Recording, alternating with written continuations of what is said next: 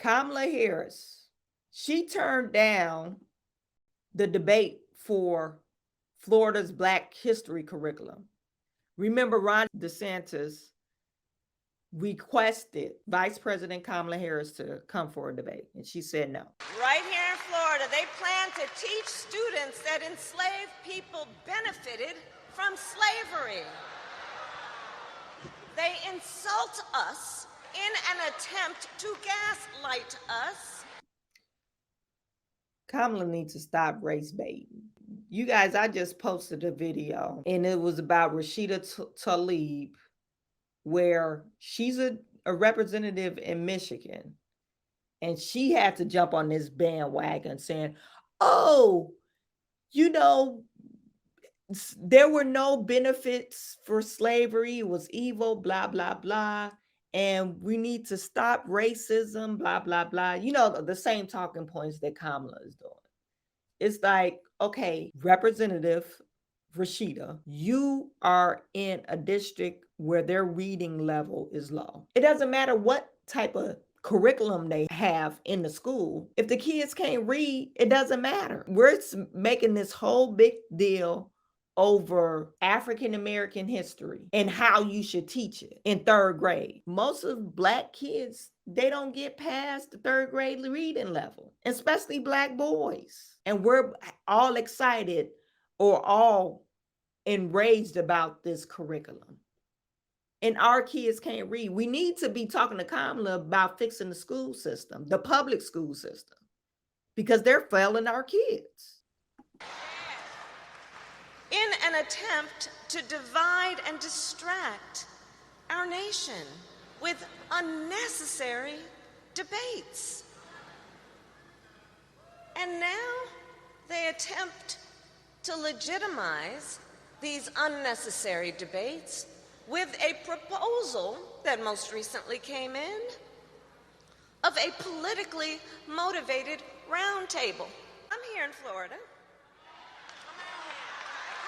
And I will tell you, there is no roundtable, no lecture, no invitation we will accept to debate an undeniable fact. There were no redeeming qualities of slavery. And as I said last, they're using that word, no redeeming qualities in slavery. They didn't put that in. That's not in the text. But anyway, why are you having this speech? I just don't understand. Why are you doing this? You're talking about being divisive. Whoever brought it, I think she brought it up saying, oh, they're trying to teach, there were benefits for slavery last week. Now he's saying, hey, come so we could show you our curriculum or whatever in debate or a round table, whatever. But you don't even want to do that. First, you're mad because they don't have anything about African American history. Then when they put something in African American history, you mad about that. It doesn't make any sense to me. And you're wasting time talking about this, pandering. Basically, that's what you're doing. Pandering to the Black community, getting them all, oh yeah. And we're sucking it up. Oh yeah, girl, tell them. And your kids can't read. If your kids go to a public school system, check their reading level. Check their reading level.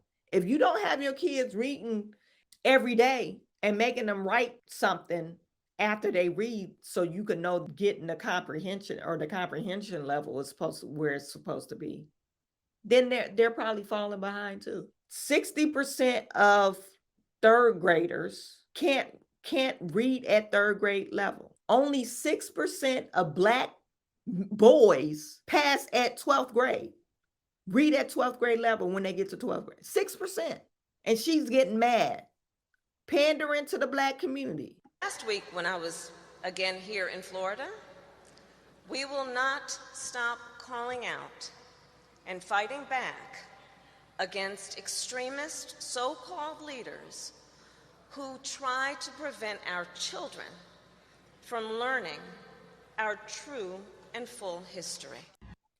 You guys already know what I say this all the time. You hate white supremacy. This is Ron DeSantis, quote unquote, is a white supremacist. He's an extremist. That's what you're trying to label him as. Why in the world would you want the white man teaching your history? Just answer that question. Why in the world, if he's just so extremist, you don't like him, Florida is the racist place, why would you even want them teaching your history? Teach your own history to your kids.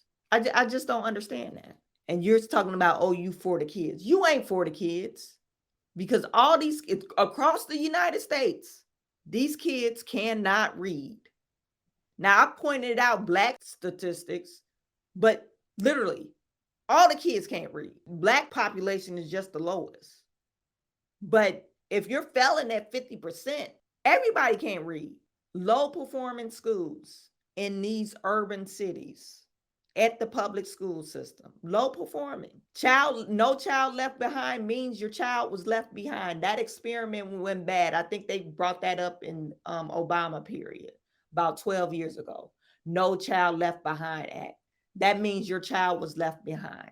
And that's why the statistics now is much lower now, because those kids that's in 12th grade that they just tested in 2022, those kids 12 years ago, they started school. And they're the product of no child left behind. 6% is only passing at 12th grade reading level. And you're saying, oh, we're not going to allow our kids to not be taught the history. You're not allowing your kids to be taught any motherfucking thing. Excuse my language, but you're not. We're wondering why the riot that we just looked at the beginning of the video or the beginning of the stream, Kai, why these kids is acting all crazy. I'm pretty sure 99% of those kids probably got a third grade reading level too. Let me know if I'm wrong. It's just so irritating that you're not saving no kids. You're just pandering to the Black community. It's all this is pandering to the Black community, and it doesn't make any sense.